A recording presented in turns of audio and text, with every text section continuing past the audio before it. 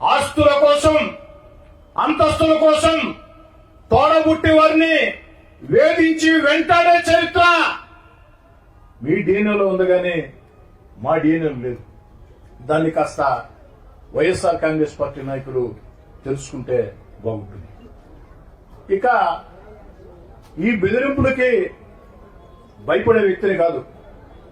ఎందుకంటే విఆర్ఐ స్కూల్లో విద్యార్థిగానే ప్రజా ఉద్యమంలో పోలీస్ స్టేషన్లు చూసి ఉన్నా, పోరాటాలు చూసి ఉన్నా, విఆర్ కళాశాల విద్యార్థి సంఘ అధ్యక్షుడిగా విద్యార్థుల మీద ఆనాడు నెల్లూరు నగరంలో రౌడీజం చేస్తుంటే విద్యార్థి నేతగా ఆ రౌడీలని తరిమి ఉరికిచ్చి పోరాడిన చరిత్ర నాది.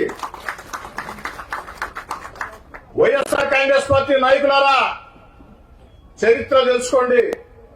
అయినా నా చరిత్ర మీకు బాగానే తెలుసు. మీతో చాలా కాలం కలిసి పనిచేశాను కాబట్టి. రౌడీలకి, గూండాలకి భయపడే తత్వం నాది కాదు. ఇలాంటి బెదిరింపుల్ని జీవితంలో చాలా చూసి ఉన్నా.